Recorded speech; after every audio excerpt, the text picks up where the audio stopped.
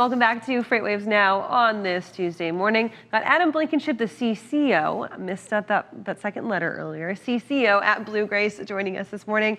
Adam, thank you so much for taking the time to pop into FreightWaves Now. Hey, it's my pleasure. Glad to be here. Good morning. Good morning, Alan. How are you?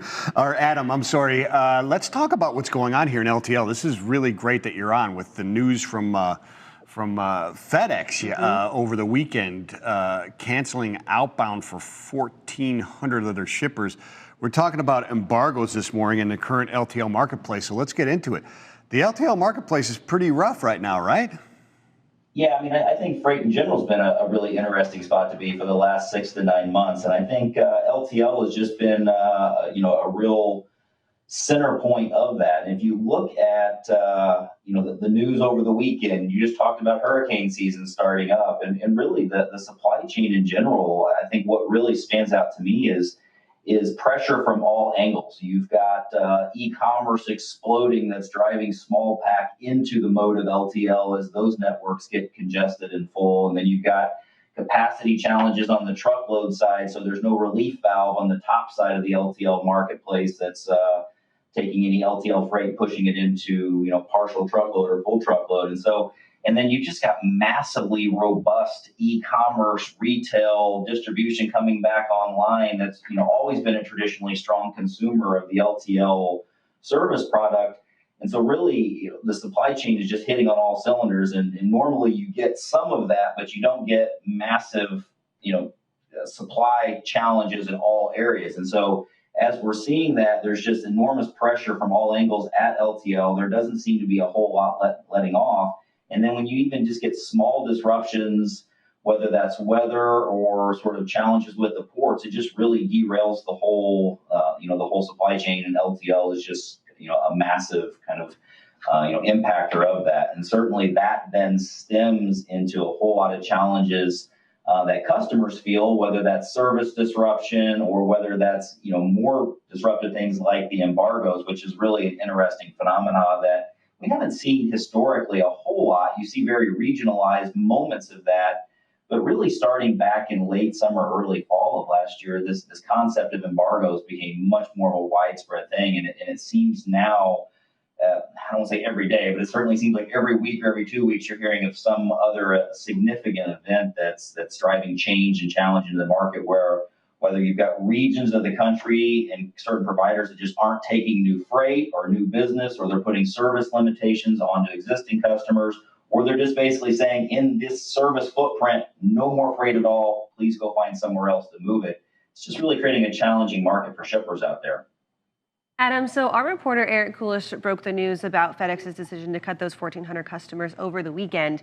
And in his story, he reported that most of their customers were given less than a single business day's notice. That notice came down either Friday afternoon leading into the weekend or early Monday, leaving them really no time to find alternative decisions. Talk to us a little bit about the kind of unusual nature of delivering that kind of news to service limitations so quickly, and if this is a strategic move by FedEx, just saying, hey, we're cutting you off at the source immediately, and then what type of harm that lends to its customers. Well, it's unfortunate. I think giving your customers some reasonable amount of time is the right thing to do. So I'll hold on any commentary beyond that. But I certainly think that trying to give your customers as much advance notice is certainly the right thing to do, and what we would hopefully look for.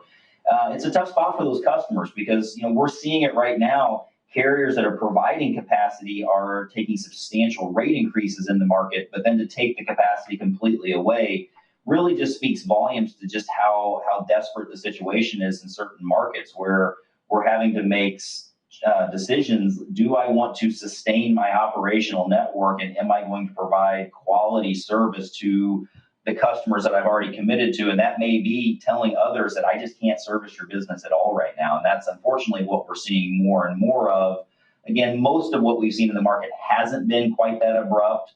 And so certainly that's disappointing, but it really does speak to today as a shipper. If you're not thinking through how to diversify your supply chain and your provider base, you really are exposing yourself to quite a bit of risk out there in the market.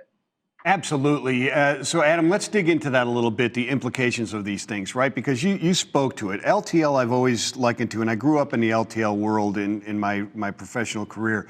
is kind of like that tweener. It's almost like the intermediaries, right? You get pressured from the, like you said, the parcel and the e-commerce side, but you also get it from the truckload side. And now with all this stuff, there's no release valves, as you were talking about, right? You start getting these volume market contracts when truckloads capacity is tight, but you're already tight because you're getting pressure from the bottom as well, and things are changing. These embargoes were usually, I would call them more passive than they are now and active. In the past, you utilized, your service routing guides, your service guides, days of service, and also your pricing guides, right? FAKs and your different, class rates and that type of stuff to kind of issue those on as you did your contract and your pricing. Now they're much more emboldened, and with FedEx just coming out, now FedEx is not some fly-by-night operation, right? Something's going on there where they made this drastic, boom, we're cutting off 1,400 people.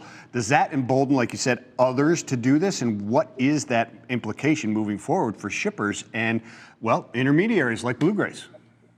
Yeah, well, I certainly think anytime you have one of the largest providers in the network or in the U.S. supply chain make moves like that, I think it does embolden others to take more drastic measures. And I think you have to think through why they would do that to begin with, which really just stems for the desperation of needing to protect operational service to their clients, right? So you never want to make those kind of moves unless you have a real core reason to do it. And so certainly I think it really speaks to what every provider and carrier is feeling out there in the market, which is no matter the moves we make through pricing increases, through rising costs, through slowing service down, we're not stopping this inflow of freight. And it at times is crippling our service output in certain regions of the country. And so we have to take more drastic measures. And so I think that's the prevailing sentiment that you see from LTL carriers in general. And it's very difficult. And certainly we can empathize with them. And we see that in our business and have to respond to it. And, fortunately, we've had a lot more time to kind of work with our partners, and we haven't had the one-day notice situation that a lot of customers just saw this week. But absolutely, that diversity of your supply chain is so critical right now, and not putting the proverbial all your eggs in one basket, I think is critical. But also be thinking well beyond that in terms of thinking about your supply chain way in advance of where are you bringing freight, through what ports you're bringing freight into the United States in, what mode are you looking to transport that freight? Your supply chain today you may have your scenario A, your scenario B, your scenario C supply chain plan sitting on your desk, depending on economic and capacity events in the U.S. right now. And obviously we saw, a significant winter storm back in the first part in Q1, and that derailed especially the LTL market for a significant period of time. And it's taken months for them to dig out. If you didn't have a supply chain that was adaptable and could push freight to different places on different route plans and delivery cycles, you were really hurting. And the strength of the U.S. economy has continued to be so robust that these carriers aren't catching up. And historically, and you kind of mentioned this, LTL has been that relief valve that could open up a little more capacity. But hey, we're 10 years into talking about a driver shortage still. So this is probably a real thing at this point. So we don't have enough drivers in the market space. And I know that seems like that's kind of an overtold story, but the reality is these LTL carriers, they likely have the capacity from a physical equipment and real estate standpoint, but they are chasing drivers just like everybody else. And when the issue is so multimodal and widespread, there just isn't that relief valve, which then just puts significant pressure. And the LTL footprint is so heavily tied to retail in general that service product, if that degrades very far, then you start getting massively large providers, your Walmarts, your Targets of the world with the OTIF and the must arrive by date issues. They just have to protect that service product to meet those obligations that they have to the retail space. So I think you're going to see more of this over the next 30, 60, 90, 120 days. Adam, we've got about 1 minute left. Really quick, if you had one item or one tool in your toolbox to kind of future-proof the supply chain that you can tell your clients, tell your people that they should keep in their toolbox as well, what would it be? Is it freight data? Is it market forecast? Is it visibility tools?